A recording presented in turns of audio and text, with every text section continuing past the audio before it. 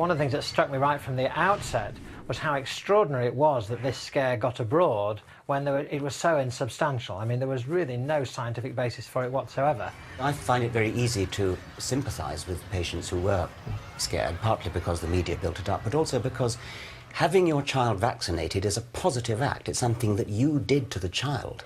And so somehow that's more scary than a sin of omission.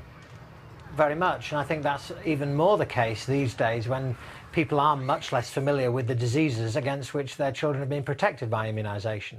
You know, it's a generation or two since people had much experience of measles and mumps and rubella on any significant scale. And so when somebody comes along and says, well, you know, this immunisation may cause some other problem, then they're more likely to be susceptible to that. Why do you think that sort of thing happens in our society today?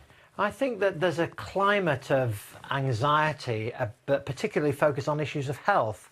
Generally, people feel, I think, more isolated, more atomised, more individuated perhaps than they did before, and these anxieties and concerns often focus on their health.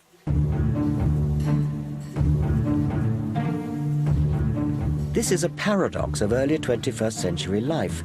We now have the luxury of irrational anxiety about our health and can dabble in faddish, unscientific remedies precisely because scientific medicine allows us to live longer and more healthily.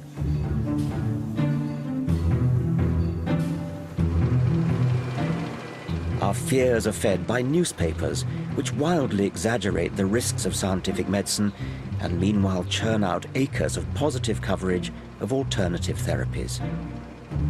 In any other field, politics say, or the next move on interest rates, journalists would ask hard questions and demand answers. But alternative medicine has managed to lodge itself in the less rigorous lifestyle and celebrity pages, essentially free advertising.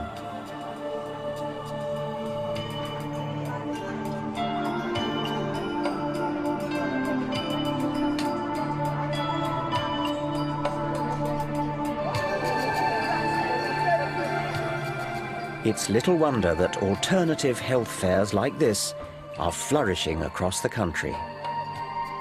What's your line? What do you do here? Magnetic therapy. What is psychic energy? What are these wands used for?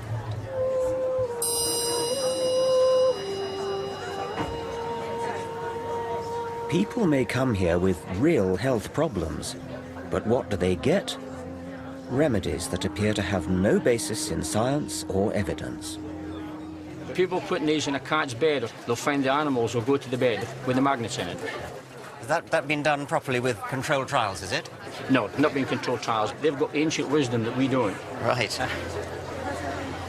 I've always liked the saying that we should be open-minded, but not so open-minded that our brain falls out. So do we all have an angel hovering on our shoulder or something? Is that we have several. Right. Yes. Yes. Yes. Okay, how many have I got? Can you tell or... Have you asked any angels to come close to you? No. No, well, you haven't got any then. Oh, okay. The idea is that we all have some form of angelic guidance, some form of guidance that help us travel our life path. You might need strength, you might need forgiveness, you might need hope all the way through your lifetime. And the angels, as we perceive them, are those energy bands. They're parts of ourselves, they're fragments of ourselves that we can call upon and amplify to help us walk our path. These energies are a little bit like tea. You can have herb teas, you can have decaf teas, you can have all sorts of different flavours and strengths and varieties of teas. But they're all... Remember, this is a multi-billion-pound industry. Yet 80% of alternative remedies have never subjected themselves to controlled scientific trials. They depend entirely on subjective word of mouth. Oh, that feels nice. Hunches and private feeling, which may be prone to bias or possibly even delusion. The scientific method, by contrast, tests with objective experiment and statistical analysis what is effective and what is not. Individual scientists may or may not be honest, but science, with its safeguards of peer review and repeating experiment, has scrupulous honesty built into it by design. Science replaces private prejudice with publicly verifiable evidence. Untested and unverified, yet desperately seeking credibility, alternative remedies follow in the rich tradition of organized religion and set up intricate belief systems. They substitute real science with pseudoscience.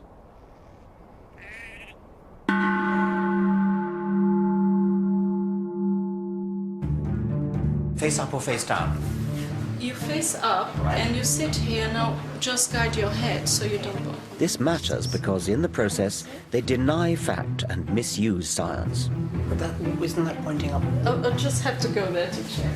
In flaunting words like energy, vibration, vortex, they exploit and also distort some of science's great discoveries.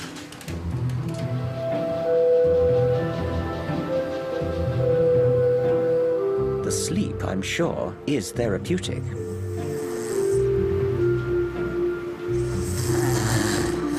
But how could these illuminated crystals be energizing my chakras as advertised? Manjia Samantha Lawton is a conventionally trained former GP who now speculates on the science behind alternative fads. She asserts that chakras in our bodies are something like black holes. Yes, as in the big ones that suck in everything in space. We used to think of black holes as the great guzzlers of the universe, that they actually started to suck in everything around it. What we're finding now is that black holes are in the centre of every single galaxy, and they occur in all sizes. So black holes have become into a creative principle. A creative? A creative principle. What does that mean? That we're realising that black holes have something to do with creating matter in the galaxy. And this is very, very new. And what I'm suggesting is that black holes are creative at every level, even within our own bodies, which is what perhaps the chakras are. So whereabouts in my body might there be a black hole? Well, the idea from esoteric knowledge is that chakras are centres in the body that are spinning, which is why they're called wheels, chakras. And there are different colours and they relate to different parts of the body. So there are traditionally 7 chakras at different parts of the body. The universe is a deeply mysterious place and a deeply wonderful place, and scientists have always been struggling to understand it. Don't you feel that there's enough real mystery to investigate without importing what sounds to me horribly like mumbo-jumbo? Yes, I can understand that you think it's mumbo-jumbo, but there's plenty of people who are now getting interested in these topics. They are part of our universe. Okay, well, they're certainly part of the they universe. Are part of the universe. Whether what they do has any value, I mean. That's up to you. Well, it's not really up to me. It's up to science, and it's up to evidence. It's up to science. What worries me is the beguiling misuse of scientific language to prop up entirely unscientific belief systems. In the Middle Ages, healers would conjure up evil spirits or magical spells. Now, in the 21st century, it seems they turn to black holes and, above all, quantum physics.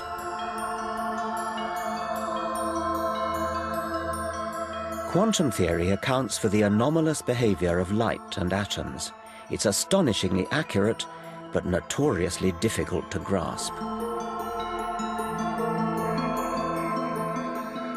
But Deepak Chopra, who once qualified as a doctor, has seized upon quantum jargon and applied it to healing. He claims disease can be caused and cured by a shift in consciousness. If you believe in a rock, you're automatically believing in God. Chopra has managed to become a one-man alternative health industry. He's worth up to $75,000 per lecture, and in this era of self-absorption, he claims Michael Jackson, Madonna, and Hillary Clinton as followers. If you feel genuinely attractive, you'll attract other people to you.